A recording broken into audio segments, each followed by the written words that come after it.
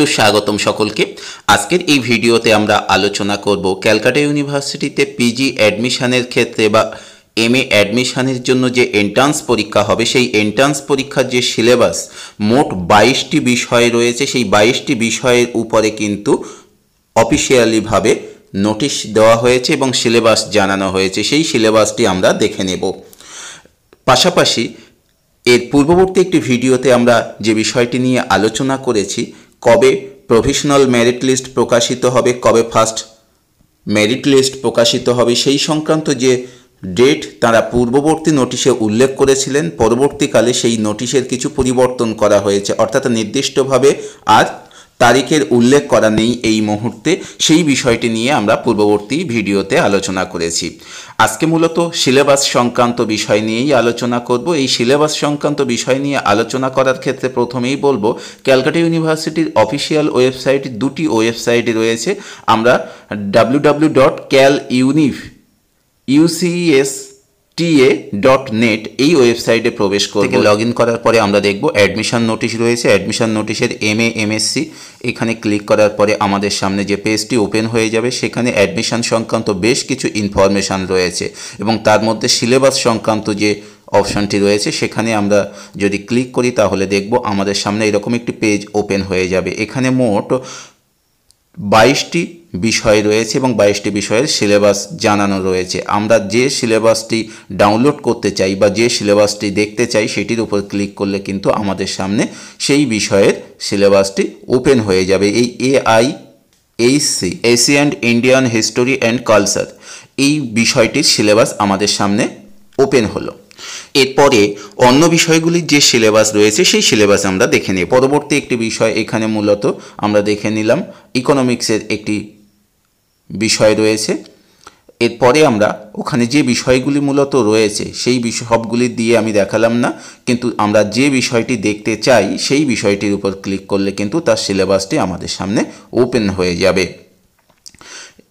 এডুকেশনের সিলেবাস, এই এডুকেশনের সিলেবাসের ক্ষেত্রে তারা একটি পিডিএফের কথা বলছে। এখানে একটি লিঙ্ক দেওয়া রয়েছে। মূলত এই লিঙ্কটির উপরে ক্লিক করলে আমাদের সামনে যে বিষয়টি ওপেন হবে সেটি হলো গ্র্যাজুয়েশনের যে সিলেবাস ছিল, 3 বছরের গ্র্যাজুয়েশনের যে সিলেবাস ছিল সেই সিলেবাসটাই কিন্তু মূলত আমাদের সামনে ওপেন হবে এবং এই গ্র্যাজুয়েশনের 3 বছরে যে বিষয়গুলি পড়ানো হয়েছে মূলত সেখান থেকেই প্রশ্ন থাকবে।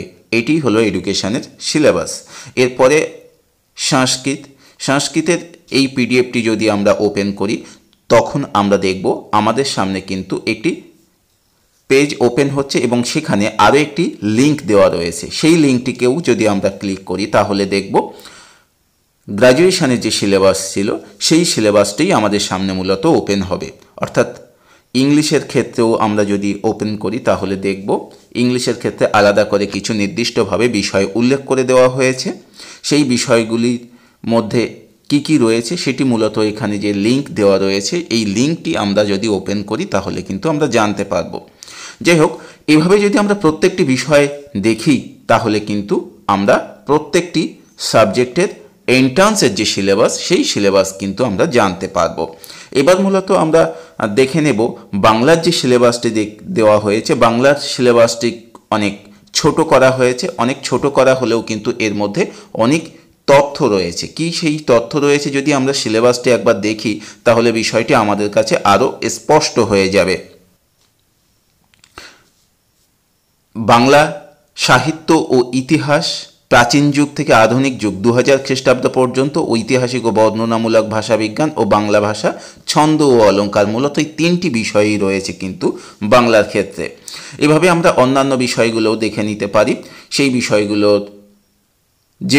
যেটি আমার সাবজেক্ট সেই সাবজেক্ট আমি মূলত যদি ক্লিক করি তাহলে সেই সাবজেক্টের সিলেবাস আমার সামনে ওপেন হয়ে যাবে। তোমরা চাইলে এই ভিডিওর শেষে অন স্ক্রিনে আমি এই লিঙ্ক দিয়ে রাখবো অথবা ভিডিও ডেসক্রিপশান বক্সে লিঙ্ক দেওয়া থাকবে। সেখান থেকে তোমরা চাইলে নিজের পছন্দের সাবজেক্ট তোমরা ডাউনলোড করে নিতে পারবে বা নিজের সাবজেক্টের যে এন্ট্রান্স পরীক্ষা হবে সেই এন্ট্রান্স পরীক্ষার সিলেবাস তোমরা নিজেরাই জেনে নিতে পারবে। এই ছিল এন্ট্রান্স পরীক্ষার সিলেবাস সংক্রান্ত একটি লেটেস্ট আপডেট। যদি ভিডিওটি ভালো লেগে থাকে তাহলে অবশ্যই লাইক, কমেন্ট, শেয়ার করে সঙ্গে থাকার অনুরোধ রইল।